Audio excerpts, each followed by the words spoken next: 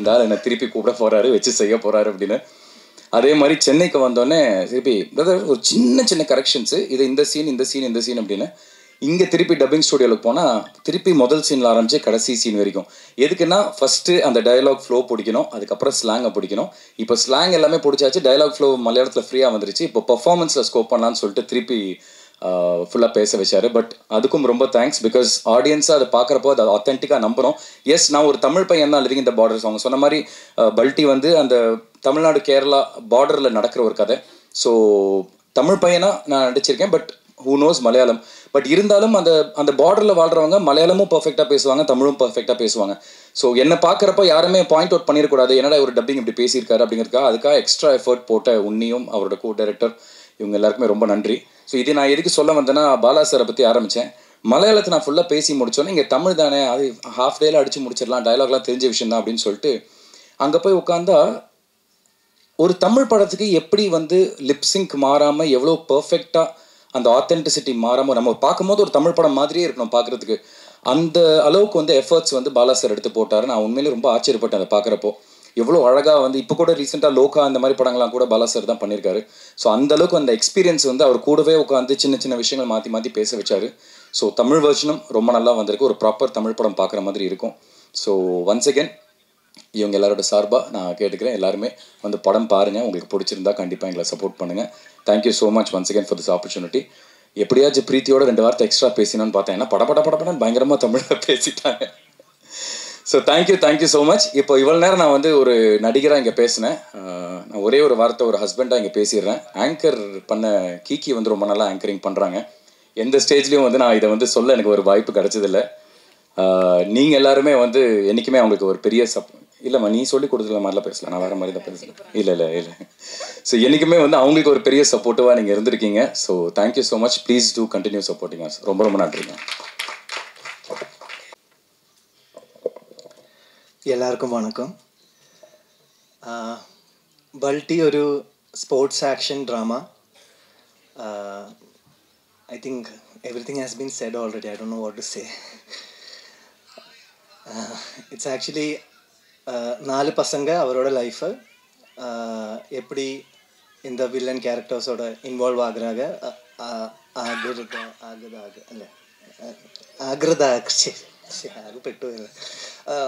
how they are getting involved with these villain characters and how their lives are getting changed. That's the like the theme. First of all, I am here to thank Unni for bringing me this script. But more than that, like a very heartfelt thank you to the producer Santosh T. Kurivula sir and Binu Chetta, because this thanks is I haven't said it till any events or any shows, but this movie is made on a very high budget for me, and trusting on my name. And like there are many people, but you know, I don't think no one in this in Malayalam industry would have done that. Thank you so much, Binu Chetta, Santosh Chetta, for doing this movie. And also I'm very happy and proud that I could share screen with Selvaragavan sir. I'm a very big fan of his works. I don't know how many times I have seen Pudupete and all. Of course, Shantanu bro. He was, you know, I haven't seen anyone who is consistently working. Like, you know, consistently working for the scene. Not even one day I haven't seen him without any passion. That I haven't seen anyone like that. And Sai bro, I think I'm addicted to your songs, bro. I'm addicted to the way you are showing yourself. Like the music video I have told you last day, it is made on an international feel. Like I haven't seen that work coming in India from any artist. I'm very super proud that you are doing Balti. Preeti, thank you for being a very comforting, nice, soft, sweet co-star. And on top of all that, thank you media for coming here. September 26th படம் release ஆகுது. படம் பார்த்து பிடிச்சா support பண்ணணும். Thank you. Title பல்ட்டி வந்து இப்போது பாலக்காடு, கேரளாவில் பாலக்காடுக்கு அப்புறம் திருச்சூர் அந்த ஏரியாவில் பல்ட்டிங்கிற பேர் வந்து புதுசு. ஏன்னா அங்கே வந்து இந்த வேர்டை யாரும் யூஸ் பண்ண மாட்டாங்க. தமிழ்நாட்டில் எல்லாருக்கும் தெரியும் பல்ட்டியர் மச்சான் நம்ம சொல்லுவோம். தென் பாலக்காடு என்னோட ஊர்லேயும் அந்த பேர் ரொம்ப பாப்புலர். ஸோ எனக்கு வந்து புது ஒரு டைட்டில் தேவைப்பட்டுச்சு. எல்லாமே நிறைய இதில் புது விஷயங்கள் இருக்கிறதுனால டைட்டில் மட்டும் அதுவும் புதுசாக வச்சுக்கலான்னு சொல்லிட்டு நாங்கள் நிறைய யோசித்தோம். நிறைய டைட்டில் போனோம். ஆனால் இப்போ வந்து இதில் ஷெயின் அந்த கிளிம்ஸில் ஜம்ப் பண்ணியிருப்பான். அது வந்து ப்ரோவில் லைன் ஜம்ப், சூப்பர்மேன் ஜம்ப்லாம் சொல்லுவோம். ஸோ எனக்கு என்னென்னா பல்ட்டிங்கிற இதை வந்து நம்ம பல்ட்டி அடிப்போம் இல்லையா, ஸோ அதை வச்சு அதை கனெக்ட் பண்ணேன். ஸோ அந்த ஜம்பை இந்த படத்தில் பல்ட்டியாக நாங்கள் காமிச்சிருக்கோம். தென் டைட்டில் சொன்னதும் ப்ரொடியூசர்ஸ் ஃபஸ்ட்டு வந்து யோசிச்சாங்க. ஏன்னா மலையாளத்தில் இந்த டைட்டில் எப்படி கொண்டு போய் சேர்க்குறோம், ஏன்னா ஒரு டைட்டில் ரொம்ப இம்பார்ட்டன்ட் படத்துக்கு. ஸோ அந்த கேட்கும்போது அந்த புதுசாக அந்த ஃபீல் அது கேரளாவில் ரொம்ப ஒர்க்காக இருக்குது. ஸோ அதனால தான் பல்ட்டிங்கிற டைட்டில் சூஸ் பண்ணோம். சாய் அபய், கங்க்ராச்சுலேஷன். இது உங்களோட ஃபஸ்ட்டு ஸ்டேஜ், ஃபஸ்ட்டு படம்னு நினைக்கிறேன். Thank you ma'am. ஸோ நிறைய ஆல்பம் சாங் வந்து நிறைய ஹிட் ஆகிருக்கு, நிறைய யங்ஸ்டர்ஸ்ட்டு போயிருக்கு. இப்போ அப்கமிங்கில் பார்த்தீங்கன்னா ஆர்ஜே பாலாஜி படங்களாக இருக்கட்டும், சூர்யா சார் படங்கள், நிறைய பெரிய படங்களாக பண்ணுறீங்க. ஆல்பம் சாங் பண்ணுறதுக்கும் படங்களுக்கு ஒர்க் பண்ணுறதுக்கும் என்ன டிஃப்ரென்சியேஷன் இருக்குது? சிமிலராக தான் இருக்குது. ஏன்னா லைக் இப்போது இருக்கிற டிரெக்டர்ஸ் அண்ட் எல்லாருமே வந்து ஃப்ரெஷ்னஸ் ரொம்ப விரும்புகிறாங்க. ஸோ அந்த ஃப்ரெஷ்ஷாக நம்ம ஏதாவது ட்ரை பண்ணணும்னு நினச்சா அது ரொம்ப அலோவ் பண்ணுறாங்க, அந்த மாதிரி ஒர்க் பண்ண அலோவ் பண்ணுறாங்க இல்லையா. ஸோ அது அந்த டிஃப்ரென்ஸ் வந்து அது பிரேக் பண்ணுது. ரொம்ப லிபரேட்டிங்காகவும் இருக்கும், அட் த சேம் டைம் அந்த கதைக்கு ஏற்ற மாதிரியும் பண்ணுற மாதிரி இருக்கும். சிமிலராக தான் இருக்குது. அனிருத்துக்கும் உங்களுக்கு தான் இப்போ ஒரு காம்படிஷன் இருக்க மாதிரி. ஐயோ இல்லைங்க, அவரெல்லாம் நிறையா பண்ணிட்டாரு. நான் இப்போ தான் ஆரம்பிச்சிருக்கேன். உங்களோட ப்ரேயர்ஸ் அண்ட் பிளெஸிங்ஸ்லாம் இன்னும் நிறையா நல்லா ஒர்க் பண்ணணுமே தவிர காம்படிஷன் அதெல்லாம் ஒன்றுமே இல்லை. இன்னும் நிறையா இருக்குது. சாந்தனு சார் மலையாள படம் அப்படின்னால கேட்குறோம். மலையாளத்தில் இப்போ சூப்பர் ஹிட்டான படம் லோகா அப்படின்னு ஒரு படம். லோகா 250 கோடிக்கு மேலே இதாகிருக்கு. அதில் ஹைலைட்டான ஒரு விஷயம் அப்படின்னா இந்த கிளியே கிளியே அப்படின்னு ஒரு சாங் பூர்ணிமா மேடம் பாடினது.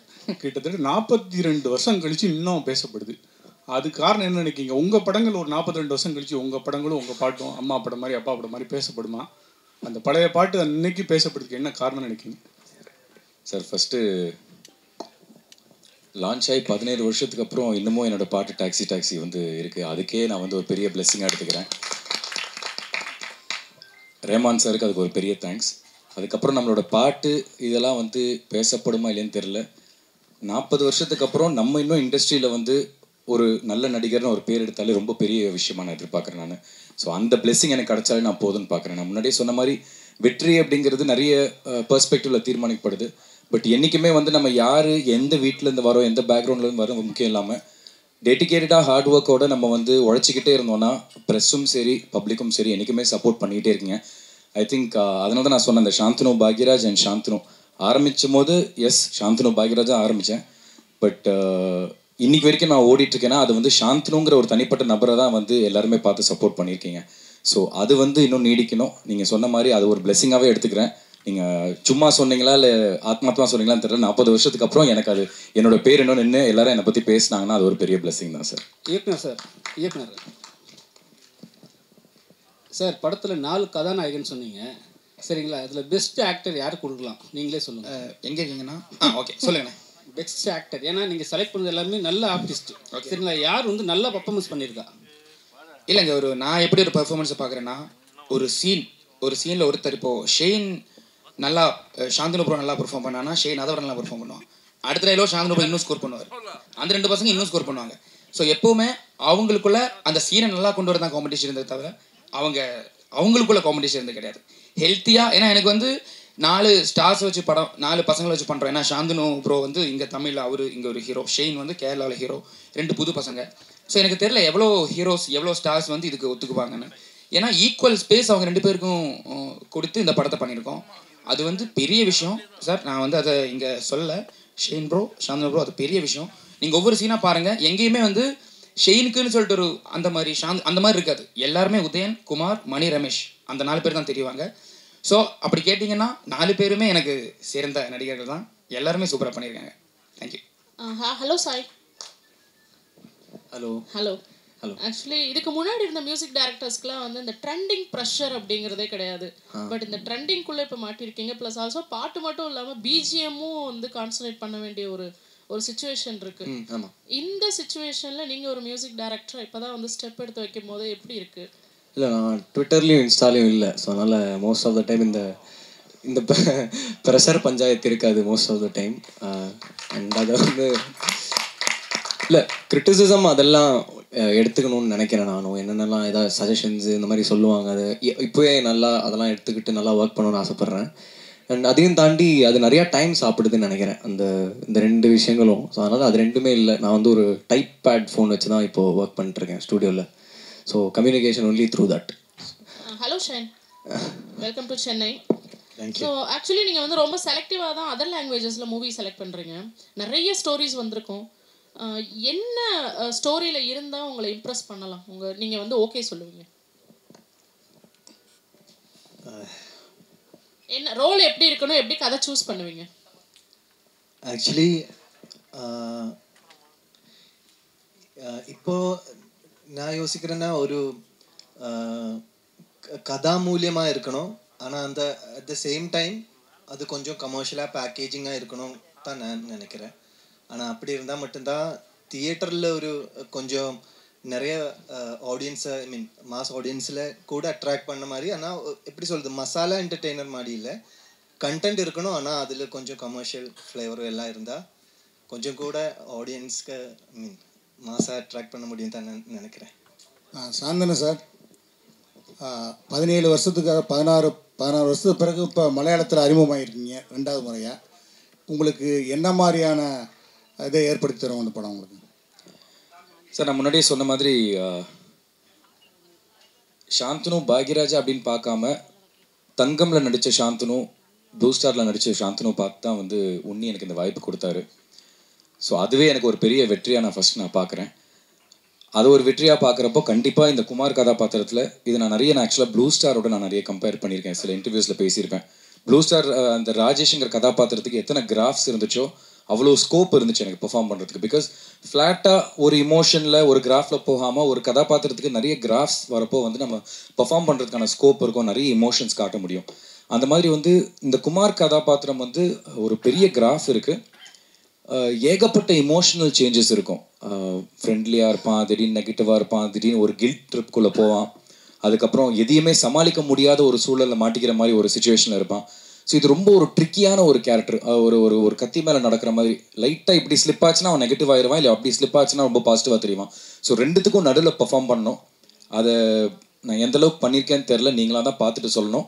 பட் டைரக்டர் அண்ட் ப்ரொடியூசர்ஸ் எல்லாருமே படம் பார்த்துட்டு அவங்க ரொம்ப ஸ்ட்ராங்காக பிலீவ் பண்ணுறாங்க. இது மலையாளத்தில் வந்து எனக்கு கண்டிப்பாக இதுக்கப்புறம் உங்களுக்கு நிறைய கால்ஸ் வரும். அண்ட் என்ன பர்டிகுலராக நம்ம சொல்லியிருக்காங்கன்னா, தயவு செஞ்சு எங்ககிட்ட கேட்டு அடுத்து கமிட் பண்ணுங்கள். பிகாஸ் இந்த படம் பல்டி ரிலீஸ் ஆனதுக்கப்புறம் உங்களுக்கு நிறைய கால்ஸ் வரும் மலையாளத்தில்.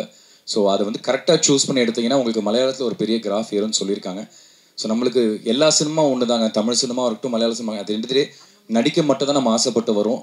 நம்மளோட உழைப்பை மட்டும் தான் நம்மளால் போட முடியும். சக்ஸஸ்ங்கிறது அதெல்லாம் தாண்டி. பட் அந்த உழைப்பை நம்ம 100% போட்டுகிட்டே இருந்தோம்னா அதுதான் இன்றைக்கி எனக்கு 17 வருஷம் கூட்டு வந்திருக்கு. அதை நான் ஸ்ட்ராங்காக நம்புகிறேன்.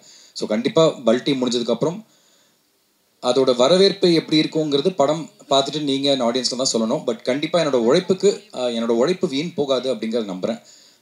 அந்த உழைப்புக்கு இவங்கெல்லாம் ஒரு வாய்ப்பு கொடுத்தா எனக்கு அது ஒரு பெரிய நன்றி சொல்லிக்கலாம் sir. Director Unni sir,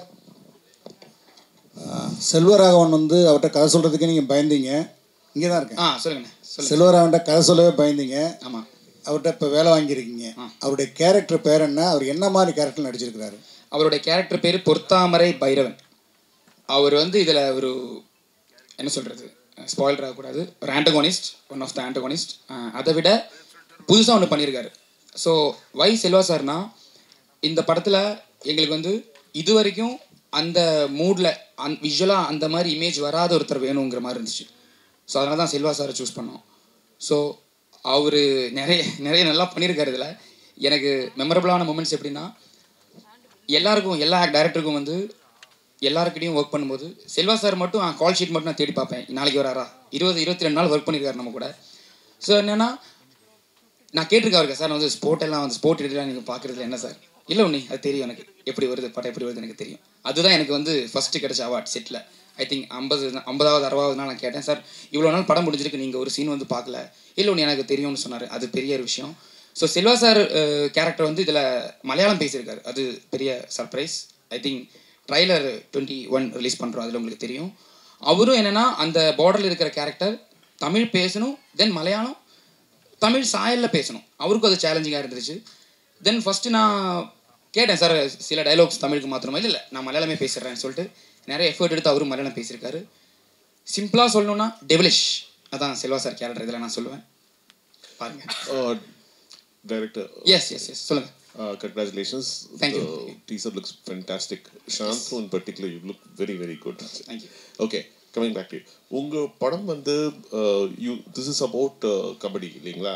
Pro Kabaddi is going on right now. And இன்னொரு பக்கம் ட்ரெடிஷ்னல் கபடி இருக்கு. There's a slight difference between both variants of the sport.